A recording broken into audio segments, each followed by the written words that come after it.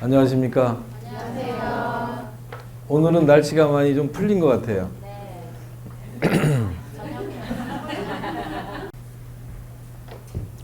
자, 그럼 오늘은 권리금에 관한 그 내용이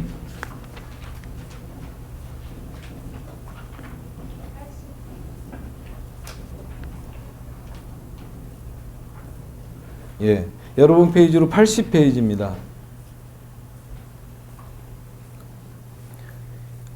이 권리금이라는 것은 사실 무슨 어떤 그 특별한 뭐 법칙이나 이런 게 있어서 얼마를 받아야 된다. 뭐 권리금 수수료를 얼마를 받고 내가 권리금을 이 정도 가게를 이렇게 운영을 했으니까 얼마를 받아야 된다는 법칙은 없어요. 그죠? 그러나 이제 지금 권리금에 대해서 많은 문제성이 생기다 보니까 지금은 이제 법제화가 되어 있죠. 권리금 방해 어떤 행위를 하지 못하게끔 되어 있고 여러 가지 법제화 형태가 되어 있어서 사실 임차인 입장에서는 상당히 좋은 방향으로 일단 흘러가고 있습니다. 그죠? 보통은 이제 권리금이라는 것을 이제 형성을 내가 이 권리금을 얼마나 받을까를 형성한다는 건 내가 받고 싶은 만큼 받으면 되는 거죠. 1,000만 원을 받아도 되고 뭐 10억 원을 받아도 되고 그건 본인 마음이니까. 근데 보통 같은 경우에는 이제 일반적인 거는 여러분들이 대충 이제 알아서 받으시면 되고 이제 여러분들이 이제 그 실무에서 하시다 보면 학원 영업도 하실 거고 뭐 병원 영업도 하실 때 전문가가 또 이렇게 나올 수도 있어요. 근데 보통 학원이나 이런 부분 같은 경우에는 요렇게 앉아 있으면 이제 요 수업이 이제 한 반이 되면은 요게 만약 10반이 있다 치면 그 일주일에 돌아가는 양이 하루에 돌아가는 양이 그러면 요거 2당 얼마 이렇게 해 가지고 곱하기 해서 보통 그렇게 그 진행을 합니다. 만약에 내가 원장이고 수강생이 한 100명 정도 된다. 총 그 나한테 등록 인원이. 그럼 예를 들어서 2당 한 20만 원씩 잡으면 얼마가 되죠? 100명이면 20만, 200만, 2천만 되나요? 그죠? 보통 이제 그렇게 되면 그냥 2천만 원에서 얼마 이렇게 그 받는 걸로 보통 합니다. 그 2당 20만 원 좀 작다. 그죠? 2당 20만 원이면 그래서 그거는 이제 제가 학원 할 때는 2당 5만 원씩 계산해서 받았는데 저는 그때 뭐 600명, 700명 애들이 있었으니까 꽤 돈이 되더라고요. 어찌됐든. 그리고 이제 나머지 거 같은 경우에는 부동산이나 이런 걸 넘기려면은 내가 사무실 비용 제하고, 그 다음에 재반 비용 제하고, 그 다음에 여러분들이 그냥 일반적으로 그런 이걸 다 제하고 난 다음에 한 달에 월 수입이 만약에 다 제했는데 한 500이다. 그럼 1년 12개월 곱해가지고 한 6천. 이런 식으로 계산하면 되겠고, 맞아요.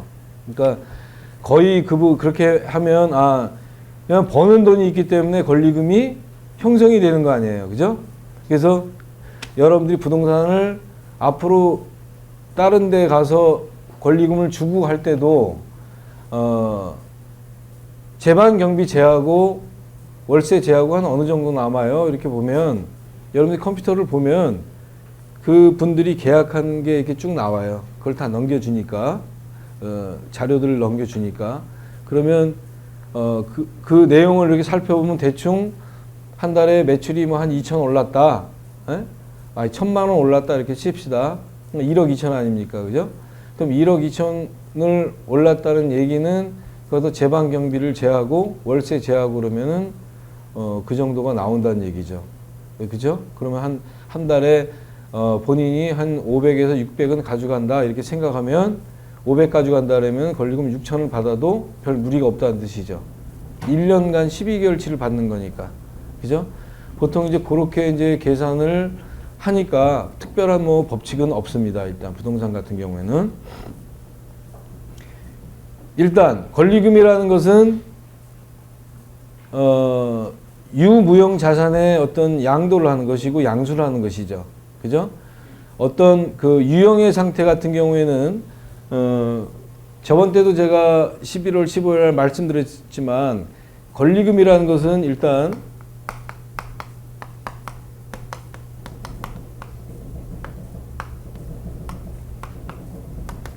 원래는 이렇게 세 가지가 다 포함된 거예요. 그죠? 신축상가 같은 데 가보면은 좀 역세권이 같은 데는 벼 있는데도 얘는 권리금이 2천, 3천이야. 그죠? 그게 바닥 권리금이라는 거야. 그냥. 보통 상가 같은 경우는, 신축상가 같은 경우는 바닥 권리금이 없지만 장사가 될 만한 경우 같은 경우는 부동산 업자가 잡아요. 그걸 잡아놓고 걔를 갖다가 재임대를 놓는 거야. 그래서 권리금을 받아버리고, 바닥 권리금을 받아버리는 거지. 그죠? 자, 요거는 그러니까 그냥 다른 권리금이 아니라 그냥 바닥세라고 생각하면 되겠어요. 그 다음에 시설 같은 경우에는 눈에 보이는 시설에 관련된 내용이죠. 그죠? 유형의 재산을 갖다 내가 사는 내용이지. 이거 같은 경우는 사실 한 4년 정도 지났다라면 시설 권리금은 빵원이 됐다고 생각하시면 돼요. 4년 정도 지났는데도 내가 에어컨이 하나 달려있다? 뭐가 달려있다라고, 아, 나 이거 시설하는데 500만 원 들었어. 이건 의미가 없다는 얘기야. 에? 왜? 감가상각이라는 것이 1년에 한 30%씩 없어져요. 그리고 그 모델이 구형이 되고 또 여러 가지 있다 보니까 시설 관리비 같은 경우에는 무조건 떨어진단 말이에요. 그래서 얘 같은 경우는 한 4년 정도 지나면 없다라고 생각하면 되겠어요. 그 다음에 얘 같은 경우 영업권리금 같은 경우에는 시간이 오래 지나면 지날수록 내가 부동산을 이 자리에서 열심히 하다 보면 쭉 이름이 알려졌죠. 그죠?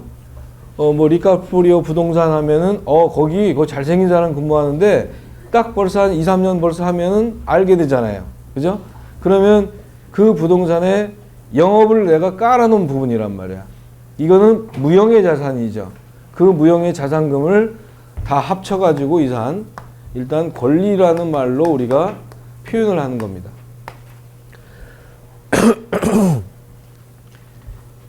얘 같은 경우는 시간이 지날수록 영업권리금 같은 경우에는 상향 조정이 되죠. 그죠? 얘 같은 경우는 시간이 지날수록 자산 가치가 떨어지지만 얘 같은 경우는 시간이 지날수록 무형의 자산은 활성화를 시켰기 때문에, 물론 활성화를 못 시킨 사람도 있겠지만, 그죠? 그래서 이 상태가 가장, 얘는 별로고, 얘와 이 바닥이라는 얘기는 장소에 관련된 내용도 되잖아요. 그죠? 얘와의 합의 권리금이라고 이렇게 생각하시면 된다는 얘기죠. 우선 여러분들이 권리금을 할 때는 계약서를 2번 쓴다고 그러셨죠? 계약서를 2번을 써야 되는 거예요. 권리금 계약서를 쓰고 그 다음에 임대차 계약서를 나중에 쓰는 거예요. 그러니까 주인이 오기 전에 새로운 임차인과 그 다음에 내가 주인이면은 나하고 이제 권리금 계약서를 써야 되는 거예요. 그래서 주인은 관계 없으니까 그래서 두 분이서 써서 권리금이 만약에 6천만 원이다 그러면 6천만 원의 계약금을 받고, 그죠? 그 다음에 이따가 나오는 권리금 명세서, 시설비 같은 경우에도 딱 있잖아요. 그거를 체킹을 부동산 우리 중개사들이 체킹을 나중에 안 해주면 너 이거 있었는데 왜 없었냐 분쟁의 요지가 될 수가 있어요. 그래서 권리금에 포함되는 시설이 이게 똥자루가 됐든 아주 귀한 것이 됐든 그런 것들 다 체킹을 해줘야 돼요. 가져갈 거야 안 가져갈 거야. 그렇죠? 맨 처음에는 이거 다 가져가도 돼 그러다가 계약이 되면은 이거 내가 집에 가져가면 필요한데? 라고 빼는 수가 있어요. 여러분도 그런 경험이 있을 거야, 아마.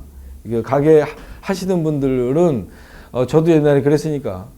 조금씩 내가 필요한 거 있으면 이렇게 빼고 그랬어요. 계약했으니까 이미. 근데 이미 중개업자가 그러니까 그런 거를 다 세심하게 체킹을 해주고 권리금 계약서를 작성을 하는 겁니다.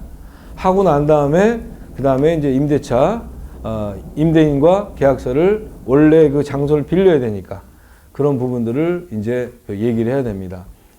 여기서 주의할 점은 권리금 계약서를 쓸 때 임차인이 둘이 이제 썼어요. 썼는데 임대차 계약을 쓰러 갔는데 야, 여기 지금 5천에 300인데 5천에 350 받아야 돼. 이런 경우가 있을 수 있죠. 그죠? 그럼 이 계약은 빠그러지는 거 아니야. 그래서 권리금 계약서를 쓸 때 지금 현재의 들어가 있는 그 계약서 비용, 그죠? 그런 임대차 그런 비용과 똑같이 나는 그걸로 알고 쓰는 거 아닙니까? 그래서 이 현재 임차인에게 그걸 강조를 시켜서 이 사람이 자기가 의무를 다할 수 있게끔 그래서 그 금액으로 그대로 계약서를 이렇게 이름만 받고 쓸 수 있도록 그렇게 이 사람한테도 압력을 넣어서 그거를 진행을 시켜야 됩니다. 안 그러면 권리금 계약서 따로 쓰고 이거 쓰려고 하는데 가격 변동이 일어났다든가 이렇게 되면 또 우리 공인중개사가 땀을 좀 흘리는 그 경향이 있기 때문에 미리 그런 것들 조율을 해 주셔야 됩니다. 어쨌든 우리가 안대로 권리금 방해 금지 기간이 3월에서 6월로 바뀌었죠. 그래서 여러 가지 그 요인들이 이제 적용이 되는데요. 82페이지 보면요.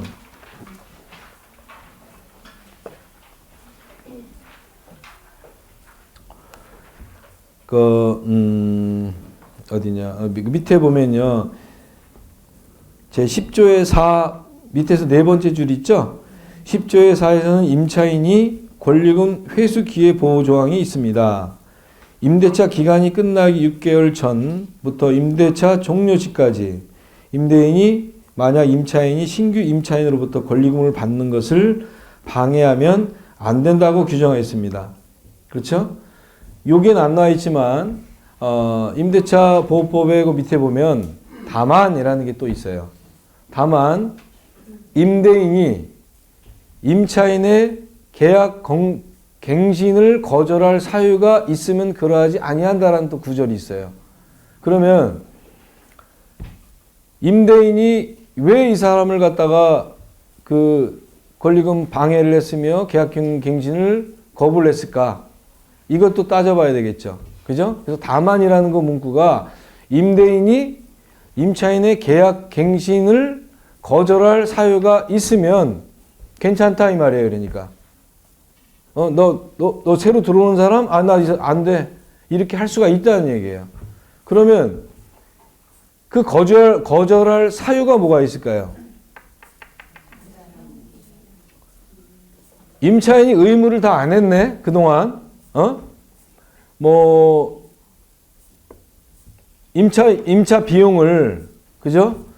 내야 되는 의무를 갖다가 한 달 건너서 내고 뭐 2달 있다가 한 번 내고 뭐 이런 식으로 해서 3기 연체 기록이 있네. 이 3기 연체 기록이라는 것은 연속해서 3기가 아니에요. 그죠? 한 달 내고 또 좀 내다가 또 한 달 안 내고 좀 내다가 안 내고 이렇게 3번 어떤 그런 기록이 남아 있으면 임차인이 본인의 어떤 의무사항을 하지 않은 결과가 된 거죠. 그럴 때는 계약 갱신을 거절할 사유가 생긴다는 얘기예요. 거절할 사유가 생긴다는 얘기는 새로운 사람을 들어오지 못한다는 얘기가 돼요. 그러니까 거절을 해버린다는 얘기예요. 나 필요 없어 나가 이 말이죠. 그러니까 그죠?